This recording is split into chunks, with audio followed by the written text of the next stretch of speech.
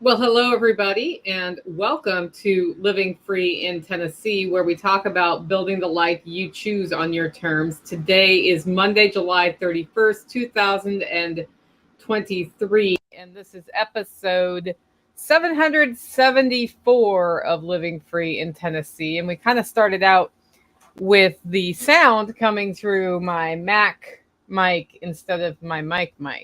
So I realized that as I was kicking this off. It's like, man, that probably doesn't sound like it usually does. Anyway, today I'm going to talk about life after 75 hard because a lot of people have been asking me, like, what are you going to do now? And then I'm also going to cover our usual Monday segments. So we have a Tales from the Prepper Pantry. We're going to go over the live stream schedule for the week. We've got a weekly shopping report from Joe. We've got a frugality tip from Margot. We've got Operation Independence, a little update there. And then I'll go into 75 hard. I'm going to cover like the final package of lessons learned as well as what's next. If you have any questions and you're in the live of this, please put the first few questions in all caps, and then I can star them and work them into the show as best I can. Okay, let's jump in. Our first feature is the featured event of today's show, and that is this. Early bird tickets for the Self-Reliance Festival expire tomorrow. That means you have the rest of today and all day Tuesday to get your cheaper price on Self-Reliance Festival tickets. We've had orders pouring in over the weekend, but I want to make sure that we've done everything to let you know price goes up after August 1st. If you want to get tickets, it's selfreliancefestival.com or follow the link in the show notes. Our first sponsor of today's show is Strong Roots Resources. Carrie Brown over at Strong Roots Resources is a great resource for getting your scoop and a poop basically on your home or your homestead or a piece of land. He can come out, work with you to establish your goals and get your permaculture plan together.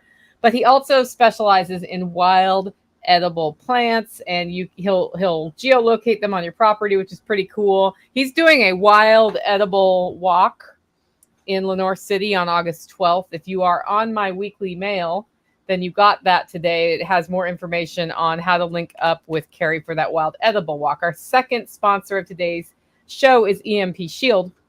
And here's something I didn't realize about EMP Shield that I just found out last week. So not only do they protect you from surges caused by lightning bolts, but they help just regulate any weirdness in your power lines. And what this means is that Spags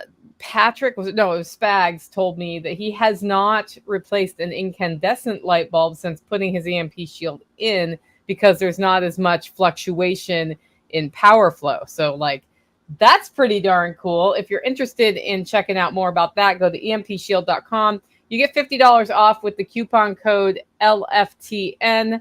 So to be sure to use that if you decide to grab your unit. Finally, if you want to send me messages or questions, Stump the Sauce, Frugality Tips, email them, Nicole@livingfreeintennessee.com. With that, it's time for our first segment of today's show, Tales from the Prepper Pantry. This is where we talk about storing what you use and using what you store. And the thing about this is most people come into pantry management, prepping, homesteading, and they come into it and get really excited about food storage. And then they store all the food and they store a bunch of food they don't eat. A better approach is to store things that you use, figure out what you use that you can store well long-term versus short-term, and then develop a rotation. This gives you a food savings account or a supplies savings account. So if something goes wrong, you have it there, but it also allows you over time to identify good deals and like grab stuff in bulk. And you have an idea of how much you would need. Like, because when you grab something in bulk, like, I don't know, toilet paper, and you don't know how much you go through, you might accidentally store 5 years worth and it's taking up all that room. Meanwhile, you don't have, basic food covered because the space is being taken up by toilet paper. That's one example about how that can go wrong. So if you've started the other way, never fear. You can audit your pantry and figure that out and start getting things on a rotation. I've done a whole class, the Power Pantry series. I'm probably going to do another one just like that with a few different updates over the last year that I've learned about. But my pantry is going to look different than your pantry. My pantry is a homesteader's pantry, and I grow a lot of my own food, and I preserve a lot of my own food. So I have seasons in my pantry. But at the same time, I used to manage it the other way. I used to get most of my food from the grocery store. So that's perfectly acceptable. It just helps to know to rotate it through. Anyway, this is what's up this week in my pantry. I am barely keeping up with the food preservation demands of a late July, early August homestead garden and setup. So what's happening is I'm just every night after dinner, like I'll do one thing. And I do one thing. And I prioritize things based on how fast something's going to go bad. So things that are going to go bad quickly get dealt with immediately. Things that can take a little time, like dried herbs, before they get put in a jar, for example, that kind of gets put off. So I did get all of my latest harvest of chocolate mint put away during last week's meat preservation, meat curing webinar that Leo's put on, because I was just there in a support role. So I was cooking dinner and doing all that. That was great. But in general, where I'm at is that I am fermenting and canning right now. Actually, I'm not fermenting right now, but I will be. I am canning things as fast as I can, or freezing them as fast as I can, just so that they can be taken care of. The freeze dryer, my freeze dryer needs an air conditioning unit in the room where I have it so that I can run it. So I can't run the freeze dryer. So my approach with the freeze dryer right now is freeze things and then be ready to freeze dry them either after we get a window unit in, which may or may not happen this year, or I can start freeze drying probably in October, maybe late September again, and I will just pull that out of the freezer. The good news is that this time of year, I have less meat in the freezer than I do in the middle of the winter, when we tend to process our animals more. So that's all the stuff that's going on there. I did want to mention on the freeze dryer thing, Harvest Right has a whole new line of freeze dryers out that they say they're new and improved. Who knows? I haven't tried one, but they have different features. The medium has 5 trays instead of 4. So definitely check those out at Harvest Right. And if you decide to grab one, use my affiliate link, which is in the show notes of both the YouTube and this episode that's audio. And I'll get a little kickback for that. Full disclosure, if you use my link, I get a little commission.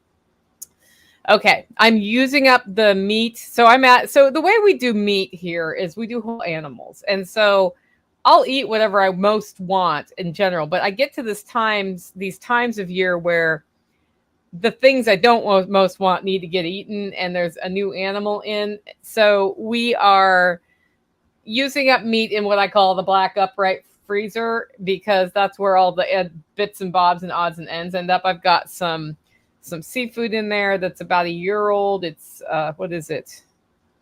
Might be mahi. I can't remember what it is. But that needs to be used up, and just other parts that we don't cook a lot. Like I did a ham hock last week, and that's so that we can be ready for the fall and winter bovines that will come in all at one time, as well as make sure we're cleared out for venison season. I also have some venison parts from not this last year, but the year before, and I've been like working through those. Those are bigger cuts, which is why I've been slow to use them. It's a lot easier for me to use smaller cuts when I'm only feeding 2 people. And then when I have a big event, I use bigger cuts. So today I did a leg of lamb, and it's a new recipe I've been playing with that I went on. I was like, what can you do besides rosemary and garlic and roast it? And I went on and I found some recipes for using garlic and mint leaf and oregano, which I did. So I took fresh garlic and ground it up in the food processor with oregano, pepper, salt, and mint leaves. That chocolate mint I just preserved or dried. They were dry. And I crusted it on there, and I roasted it at 350 starting at noon. And then about 2 hours in, I took the temperature, and it wasn't ready yet. So I flipped it over. Some of the crusting had come off the bottom part because it's wet under there.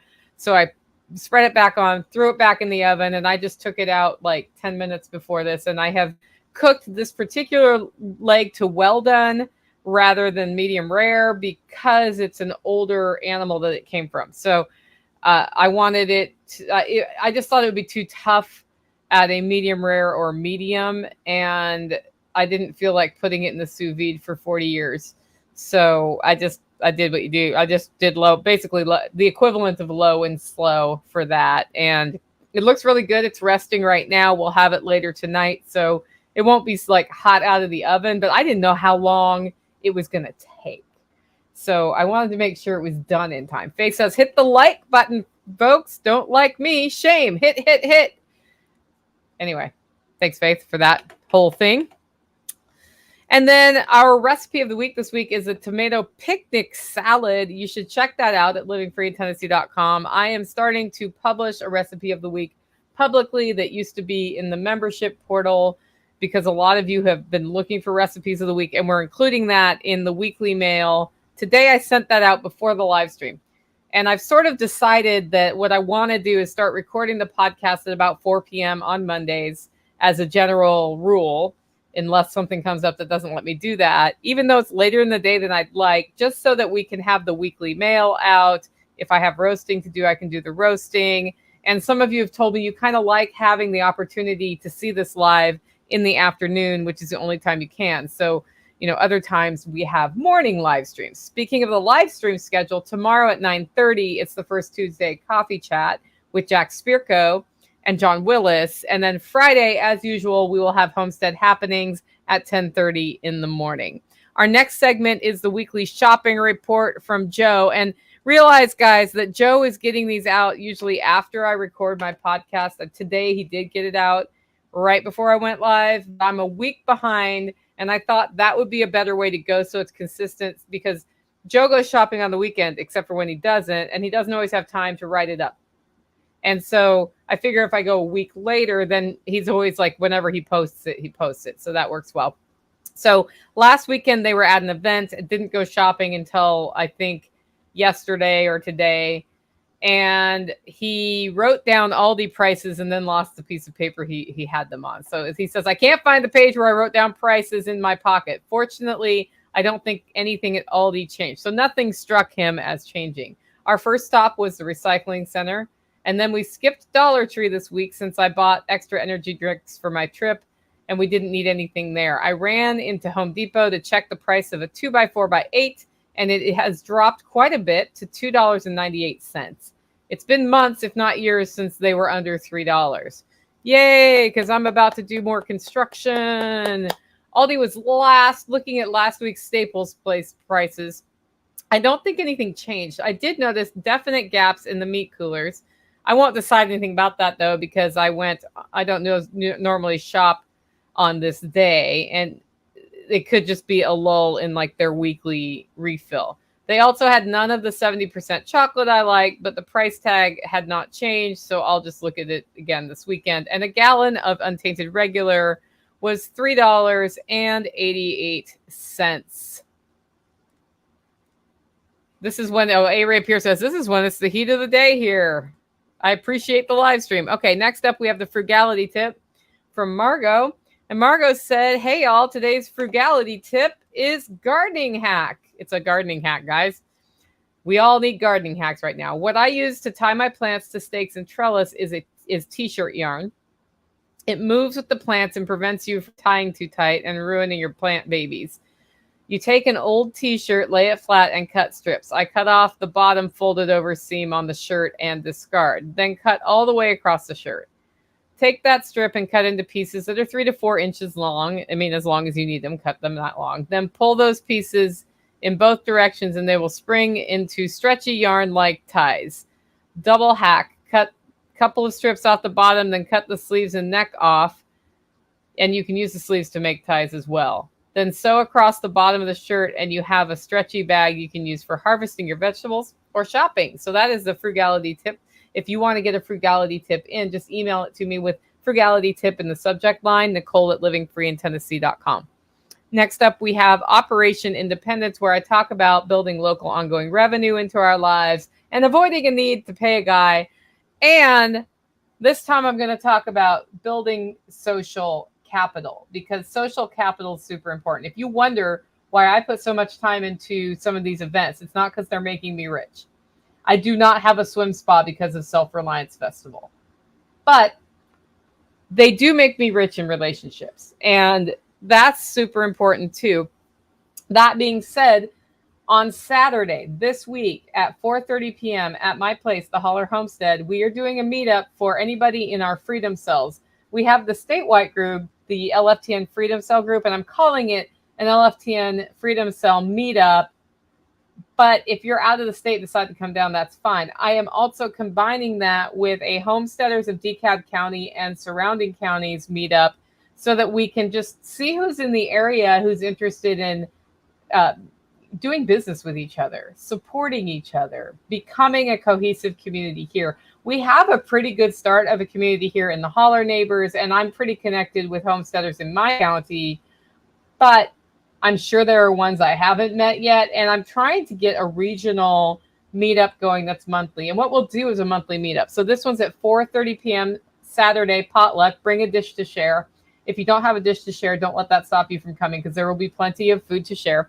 And then I'll make coffee and I'll have water out. And we're just I'm going to have a little like, hey, what do you guys want to do as a group sort of discussion? And if Brad Bleasdale is here, I'm going to have him talk about what mutual assistance groups do.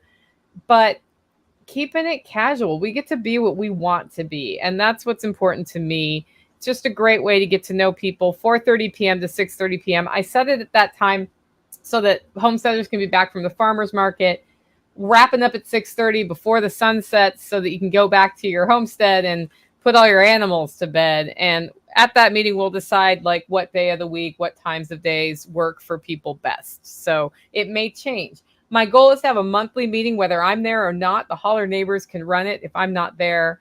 And, you know, sometimes we'll probably have 50 people and sometimes we'll have 0 people. It just depends on who can be there. I was talking to Hawkeye about, he does these training classes at his farm. And he's like, yeah, I've had as many as 80 and as few as 0.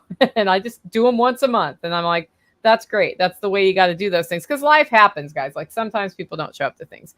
I am also doing a Medford, Oregon meetup. Calling people from Medford, Oregon. I have a few of you signed up. I'm going to email you this week about where we want to meet. And then we'll announce where we're meeting. And I didn't think I had very many listeners in that area, but you never know. So if you are in Southern Oregon, Northern California, and want to come to a meetup, we are meeting in Medford, Oregon on August 9th at 6 p.m. I will stay there from 6 to 7 or 6 to 7:30. So I'm not staying super long because I am in town to work through some family things with my dad related to end of life planning. And I need to spend time doing that too. But I thought while I'm in an area I'm usually not, I might as well see who wants to come out and hang out. Information on both of those meetups is at livingfreeintennessee.com if you want to check it out. With that, it's time for the main topic of today's show, and that is life after 75 hard. So here's something I've heard a lot, and that is, what are you going to do to keep your gains after 75 hard? Because I got guns now, guys. I got guns. What's next? How are you going to do? Like, what are you going to do now that you don't have 75 hard in your life? And how's it going? Are you okay? All of those things. So all of those questions have been pouring in, as well as people saying, wow, we really see a difference in how you look and act and how you sound since you did 75 hard.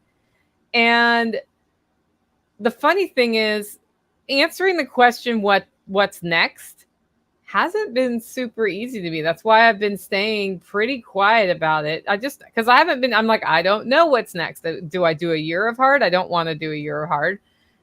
Do I do another 75 hard later this year? Maybe. I can tell you this, my final 10 days were the hardest days of 75 hard. And part of it was that my body was really struggling with 2 workouts a day.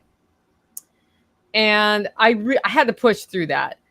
And then my morning motivation was crap. In fact, my last 3 days, I didn't even start the morning workout on my usual time because I was having that conversation with myself in bed about, do I really want to get up? And then I was like, it's going to be roughly 430 million degrees out if I wait any longer. And my first workout's always my outside workout because it's the coolest time of day, basically, for me to do that. So if you get that done, then you can do an indoor afternoon workout.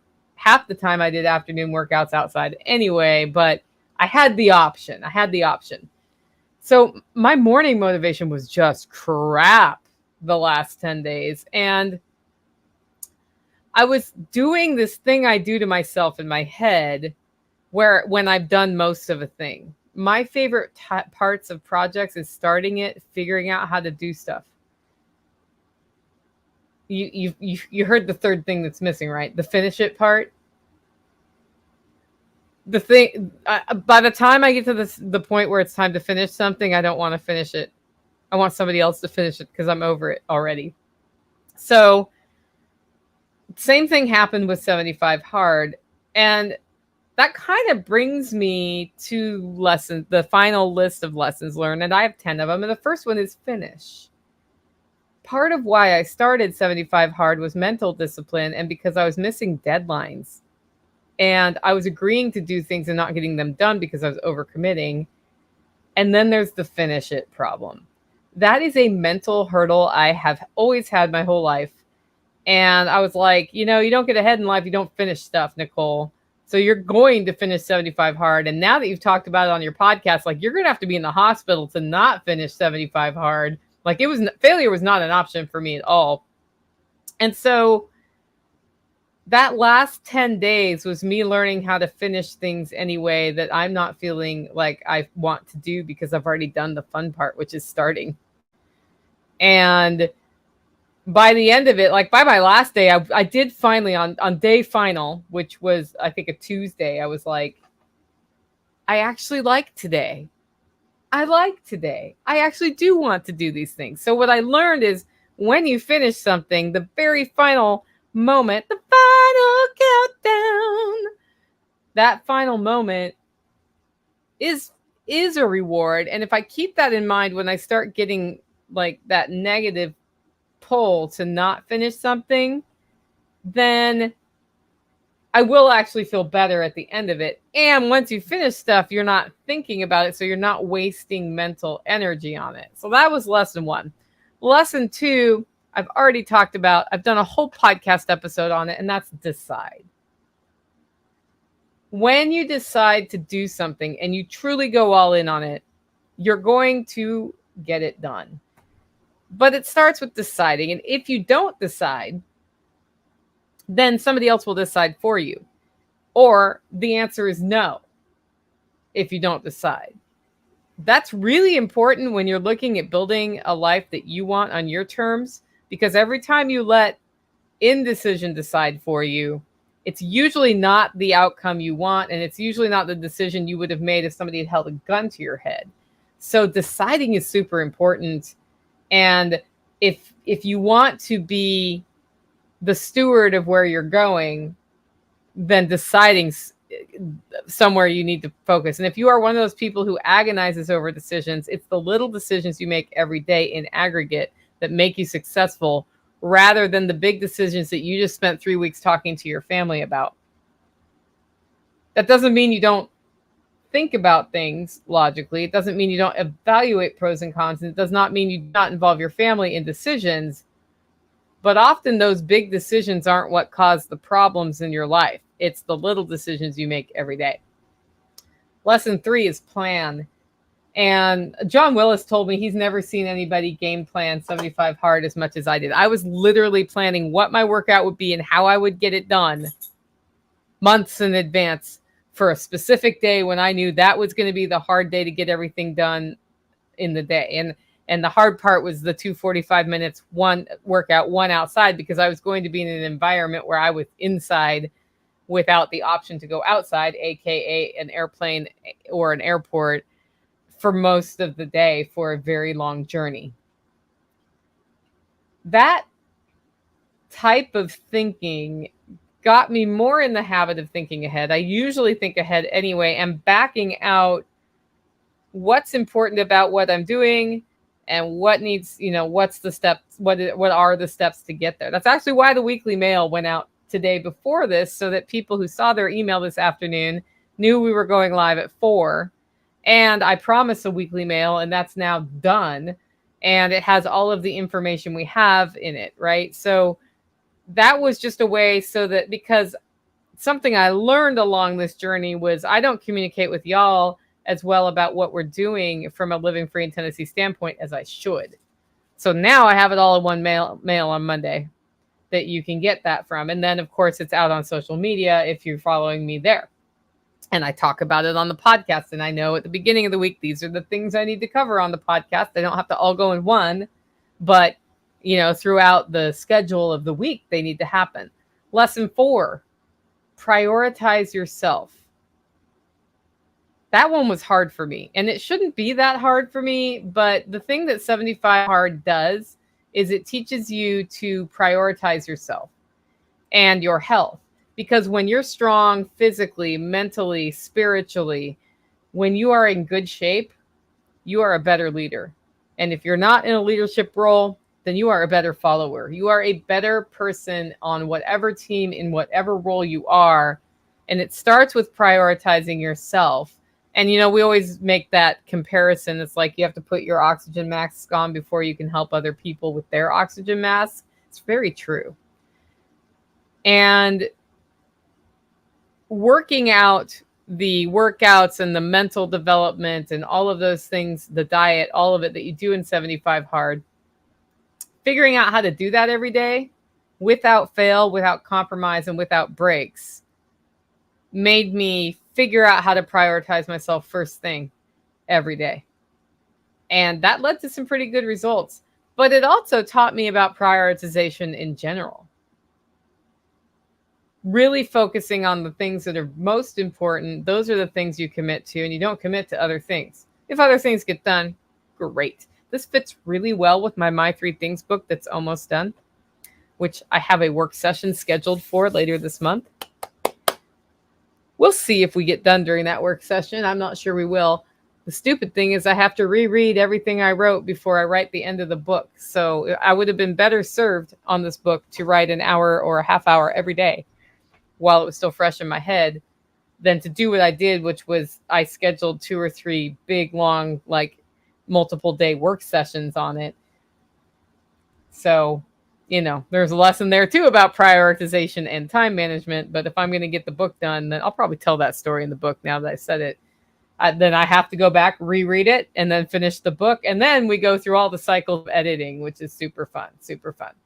Lesson number 5, 2 letters, 1 word, a full sentence. Say it with me. No.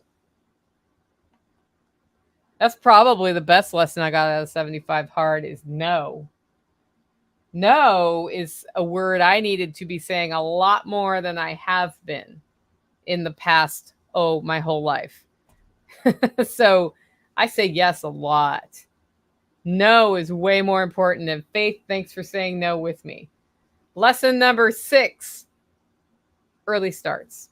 A friend of mine texted me today, and I was just like, I don't know, I sent them a picture of my coffee because I do that to friends. I just sent a picture of a leg of lamb to Jack Spirko for the fun of it. But I sent this friend a cup of coffee picture. I'm like, hey, you know, I didn't say anything. I just sent a cup of coffee.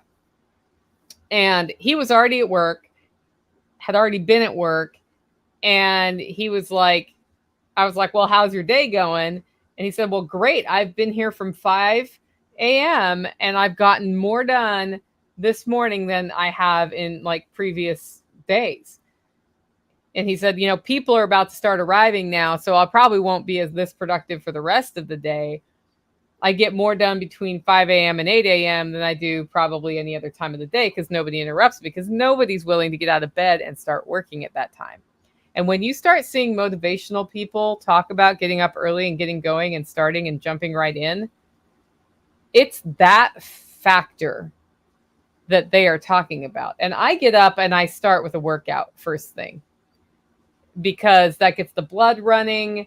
In fact, it has been a walk with my dogs traditionally. I'm probably going to start a cardio workout and then a walk with my dogs going forward. I guess that should be in the section where I talk about what I'm doing going forward.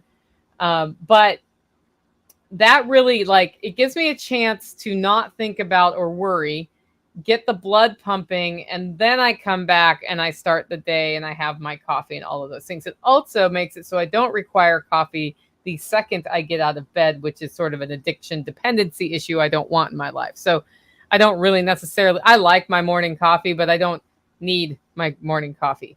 And that's important. But early starts for me set up a much better success. And I know there are some of you who are like midnight owls, and you're getting the same sort of factor when you're working in the middle of the night when everybody sleeps, because nobody's interrupting you either. I am not that person. I like when the sun sets, Nicole sets. And when the sun rises, Nicole rises. That's my favorite way to be awake, which is very funny because I used to think it was absurd that you would get up with the sun. And now I'm like, well, there's the sun.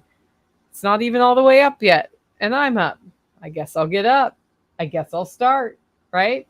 Lesson 7. You are the story you tell yourself.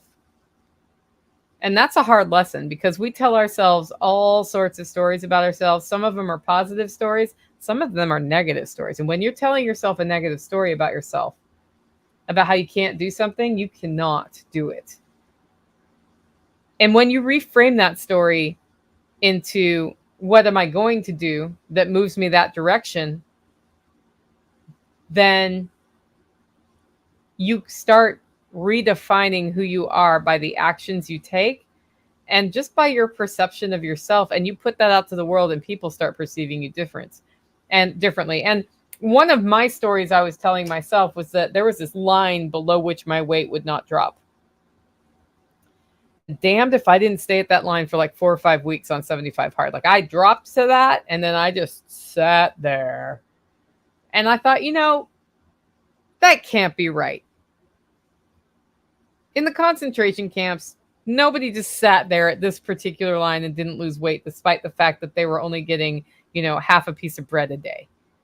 So not that I want to put myself through that, but there is something that's keeping me stuck. And I started thinking about what I was investing into my workouts, and I started thinking about my stress level and what I could do about that. And I started thinking about a lot of things, and I busted down below that line. I dropped 5 pounds below it. I'm actually back up a little bit right now, but I'm below that line. And that stuck weight is now behind me, which is pretty darn cool. And it has everything to do with the story I'm telling myself about being stuck at that weight. There's a lot of, I'm going to call them sort of like fat girl perceptions that I have built into my life that keep me from being a skinny girl. And one of those was that me telling myself I couldn't drop below that weight when I really could. And I don't have a condition, guys, a medical condition that keeps me like retaining weight, etc. Like it's just not a thing for me. So that was all attitude. It was all attitude. And then actions related to that attitude. One of my skinny girl new practices, best practices I do is at the airport when I'm like coming out of the airport after a trip. All these people, like they walk. First of all, people in airports walk so slow. So slow. So I'm pretty good at weaving in and out of people. And then I want to get the hell out of the airport as fast as I can. And I'll like motor. And there's always this line of people moving towards the escalator to go down the escalator to go down the floor. And there is a perfectly functional stairway to the left of it. And I run down those stairs every time. Like that's what I mean by actions that I take, right? It's a tiny bit of activity, but the little decisions you make every day make a huge difference.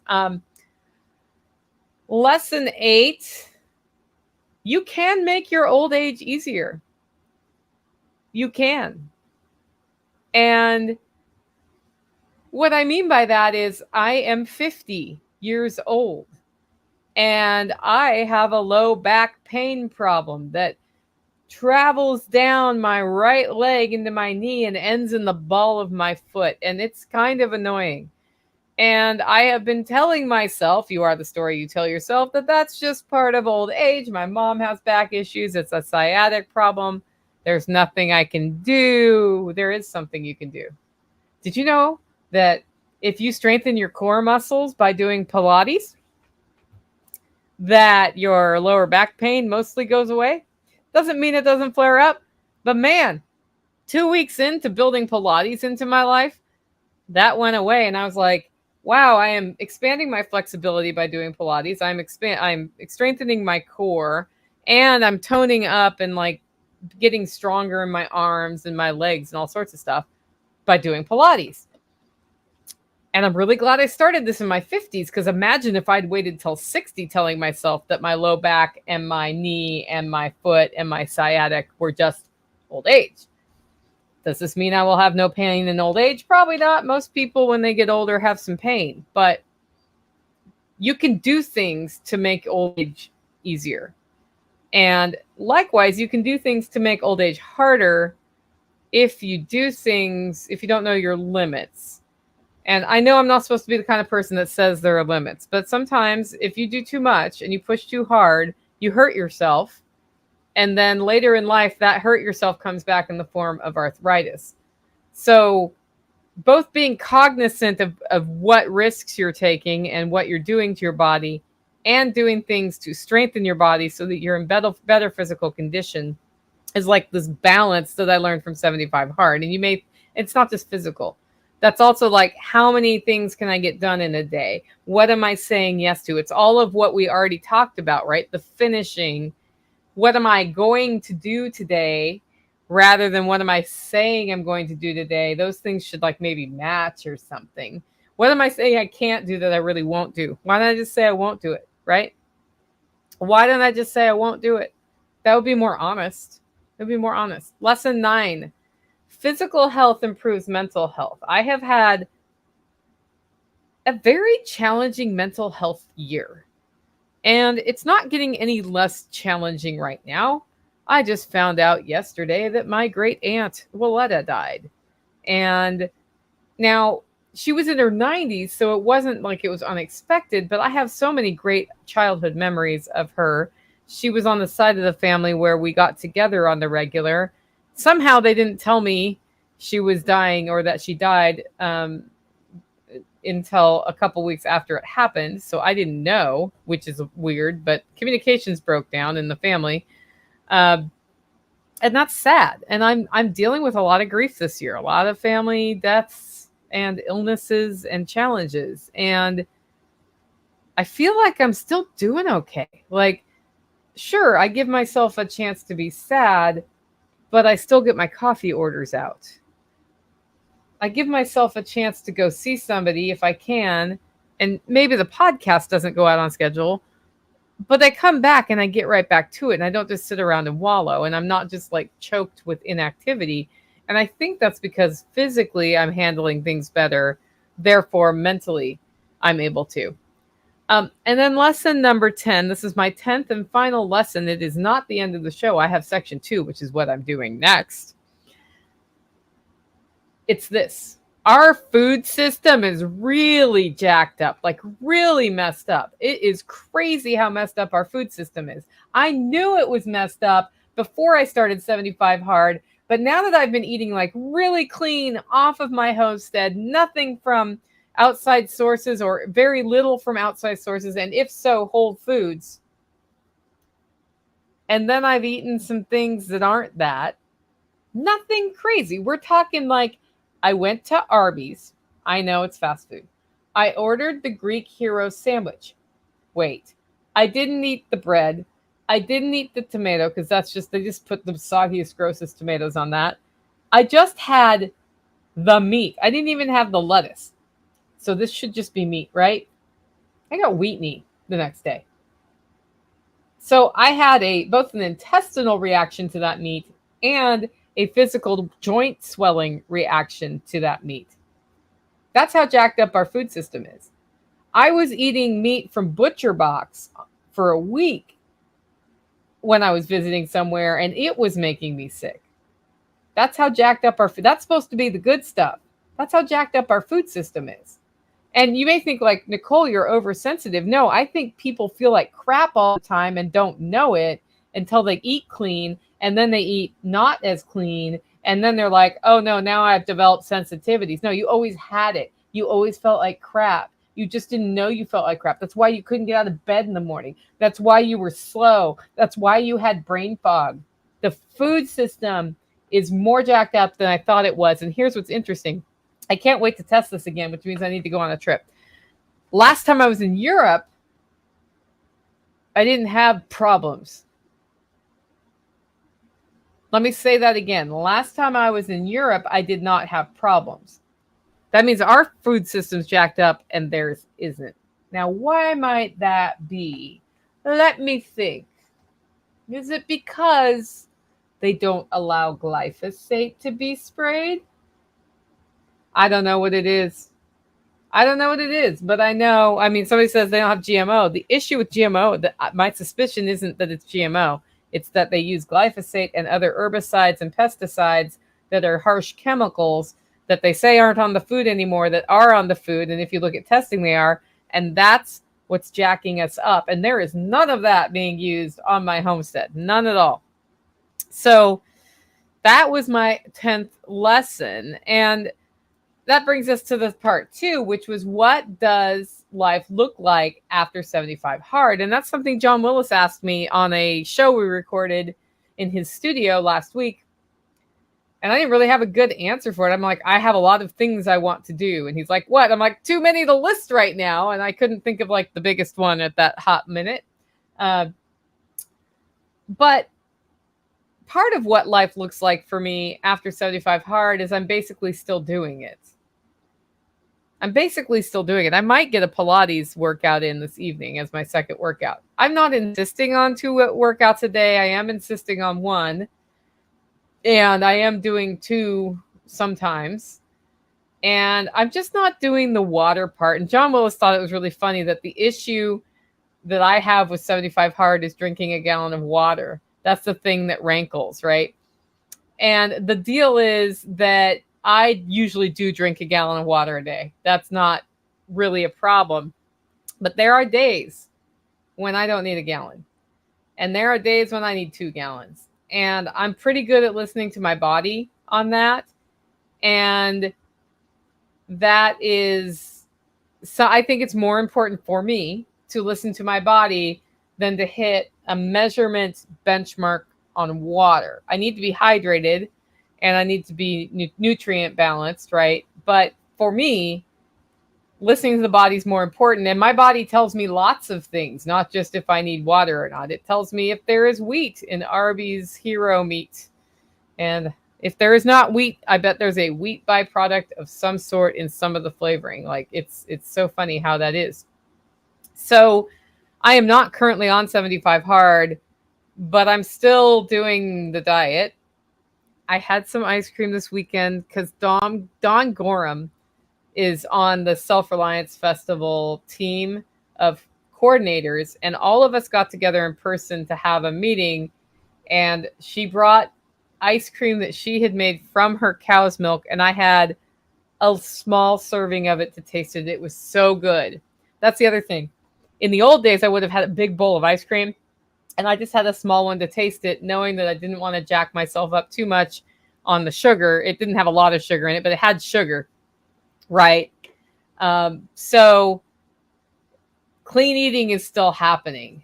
So I'll talk to you just about 9 things I'm doing right now. And there will be other ones that I'm like, oh, that has to happen. I'm pretty sure I will do another 75 hard next year.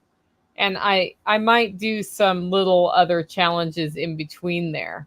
So Carrie says, nearly all of my pain goes away when I stick to weight training 3 days a week. If I fall off that wagon, the pain returns. Right.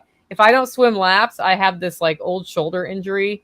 It totally messes me up. It's part of why I want to get a swim spa here so I don't have to invest 2 hours of driving to get my, and then my workout, which ends up being a 3-hour round trip, all told, just to keep my shoulder from being obnoxiously painful. So I'm still building the swimming, workouts, dog walks, Pilates, fitness as a top priority. I'm prioritizing myself every day. I did take a couple days off of the workout of everything. Actually, I stuck to the diet during that time mostly, except for I had cocktails at Jack's 15th anniversary celebration, and I had cocktails at Jack's house afterwards for the next couple days. But I'm not I'm not just like, okay, any diet goes. I'm sticking to the same diet I was on. And the diet I chose was the ketovore diet, which is basically meat and vegetables, but not starchy vegetables, and all whole foods and no grains at all. And that I chose that diet for 75 hard because it was something that I know that I can maintain, first of all, long term. And it was something I've responded well to. So that's happening. I'm definitely eating clean. I'm getting better at keeping my deadline discipline. So today, Letty's on the live stream. She and I are coordinating on the social marketing for Self-Reliance Festival, and early bird tickets expire at the end of the day tomorrow. So she's been putting out some really funny memes. I've been uploading video to the different channels. I've got an email going out tonight. Just that sort of thing going on. And she's like, hey, do you want to coordinate on that? And I was like, yes. She said, great. How should we do that? I was like, we should do it in the spreadsheet because then other people can see what's going on. She's like, great. Put your stuff in and then I'll put my stuff in. And I was like, I am not putting my stuff in today. Yes. And Letty says, buy your tickets. I'll put it in the morning tomorrow because I already know that after this, I'm going to take a stray dog we found and go door knocking door to door near where she was. We didn't find her. Somebody else found her and dropped her at my house. And this dog has to leave my house by tomorrow because I have nowhere to put the stray dog. And of course, the shelter won't take her. So I am going door to door all the way up to Silver Point to see if it's somebody's dog there because I'm pretty sure that she has no fleas or ticks. She's well fed. She has no collar and no chip. Pretty sure she's a cared for dog. And the person who picked her up should not have picked her up and taken her to my house. But here we are. Because she probably would have run home. That being said, they were a kind person and she was on the road and they were worried about it. So I can't really fault them for that. It's something I didn't want to add to my week this week. So I'm complaining about it. That's what's happening. But anyway, we're going to go door to door under the hopes of getting her reunited. And that means I'm not going to be putting stuff in a spreadsheet, but I am going to get the Self-Reliance Festival email out, even if it's at midnight tonight, reminding the people who have not bought tickets that they might want to buy tickets before the price goes up. Before I do that, I got to pull all the people who have bought tickets out of that list so they don't get spammed about buying tickets and go, but I bought my ticket, right? All of it happens. So we'll be doing that. And then we're going to coordinate more, I think, more tightly moving forward because I'm starting to get a lot of really cool short videos that are just extracts from former presentations at former Self-Reliance festivals. So that's kind of fun too. I am looking at doing 75 hard, maybe annually. We'll see. I want to lose another 10 to 15 pounds. So I went down 2 sizes. One more size would be good. And I'm teetering, like I went down 2 sizes, but I'm teetering on the edge of that. So it could go up very easily. And I'm not going back. I'm just not going back. I feel like if I keep myself from becoming obese in my 50s, I will never be obese. And then I won't have the physical problems of obesity in the future. I am challenging myself to swim faster. So my workout yesterday at the pool was hard with sprints. And I am starting to look online at what other kinds of workouts I can do in the pool to just build stamina and speed there. And I still have this knee issue. So I've been doing Pilates, but sometimes the YouTube channel I'm following has, mixes. So Pilates is like ballet meets yoga kind of. And she's got a heavy yoga input. And so she'll be doing lunges and squats. Sometimes we'll be doing those. And when I was in CrossFit, I learned to squat below 90 degrees. So I squat low. And she does not squat low. And then lunges, my right knee is not happy about any of this. And in fact, going downstairs, my right knee is not super happy. And just walking down stairways, not happy. And I'm wondering what I can do about that if I can fix that, because I would like to be able to do squats as a workout movement and not then spend the next 3 days hobbling around on this swollen knee. So I reached out to Stephen Boone from SHTF Fitness, who's been on the show, and said, okay, I am ready to hire you for a consultation because I need to look at my overall fitness program and kind of get a roadmap moving forward. And I have this knee issue. And so that he has emailed me, and I'm going to figure out if the days and times he suggested work. And if not, we'll figure out a different day and time.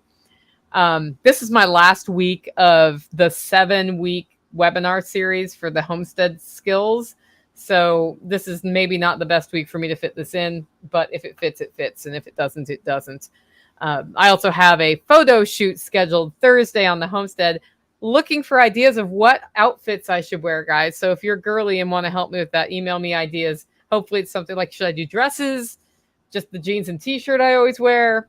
This plaid shirt I'm wearing? I just don't even know what I'm going to wear exactly, but I want to get multiple outfits, multiple outdoor shots, and then also shots of my homestead in general for use on the website and other ways, because I've lost enough weight that I don't look like my headshot anymore. So that's been something that, it's not a sad place to be, right? But it is one more session of stuff. And then number 9 is that my marketing consistency and business development is, you'll already have noticed that it has changed some, and the consistency has changed some. So that's because I'm making a concerted effort to be more consistent on what platforms and how I'm marketing. I'm improving hashtags that I use and some search terms and some other stuff. I'm investing some money in paid advertisements, and I'm looking to grow, because this year's word is breakthrough. I'm looking to grow the podcast, but everything else we're doing as well. And that means that marketing consistency has to happen. Paired with that, I have outsourced for some help. And Letty is one of the people helping me, who's in the comments right now, because she's really good when you give her a schedule at sticking to the schedule and getting the things done. And that is like my least favorite part of marketing right there. I don't mind coming up with ideas. I do get overwhelmed. But man, the keeping of the schedule, not my favorite. And I'm like, well, you like keeping schedules. Maybe we could work together on this, right? So yeah, Faith says, I hate schedules. Yeah. But that's going to be more. And then I think there's going to be a pretty big transition at Hollow Roast, where I start outsourcing some of the orders, some of the roasting. I'm looking for a partner right now. I've talked to a few people. We're going to do some tests on that. And that means then I can grow the coffee business more, because with just me roasting and doing everything, we are at the limit. We are basically at the limit of where Hollow Roast can be, unless I quit the podcast and quit doing events like Self-Reliance Festival and quit going on speaking tours. None of which we're going to do, right? No, we're not going to do that. Anyway, those are my things from 75 Hard. I hope you enjoyed that overview. I want to remind you that if you want to just get involved with the Living Free in Tennessee network, you can follow me on Nostr. I've put my pub key in the show notes. Also, we have a pretty active MeWe group. Go to MeWe.com/join/LFTN if you want to interact on MeWe. And we have a Telegram group that's also very active. It's t.me/LFTN group. And then finally, we are on freesteading.com. Go there, look for Living Free in Tennessee. The most active groups right now are Telegram and MeWe. There is a Facebook group, and they haven't been very active. And those of you who are in that group and want to be active, all you got to do is start talking. And if I see that you're talking, I'll probably talk back. 75 Hard was definitely worth the investment for me. And, a lot of you have also done 75 Hard or other challenges. And I'm really proud of you for the results you've made. Some of you have emailed me. Some of you have been posting on social. One of you tried 75 Hard like 9 times and kept failing on day 5. I hope that you are doing better with your 75 Hard at this point. I definitely think deciding to do something like that and seeing it through to the end is worth it, whatever that thing is, because when you have the mental discipline to do that and you get physically better and you start seeing gains, it's more motivation to keep going. I can tell you that I was exposed to the stomach flu 3 days before 75 Hard was done, or 5 days before. And I was just like, man, wonder how I'm getting those 2 workouts in while I'm vomiting if I get the stomach flu. Because I was already over day 70. And you don't want to invest 70 days into something and then fail. Luckily, I didn't get the flu, and my vitamin levels, I just had blood work done. My vitamin levels are looking great. So that's probably because my immune system was strong that week. But I highly recommend, whatever it is, find your challenge and do the challenge, because it just makes your life better. And when you realize these things, it makes your life better. And we all want to have a better life. Anyway, if you like the show and want to support the work I'm doing here, you can do it in two ways. One, get your coffee at hollowroast.com. Two, consider becoming a member. Just head over to livingfreeintennessee.com to find out more. With that, guys, go out, make it a great week.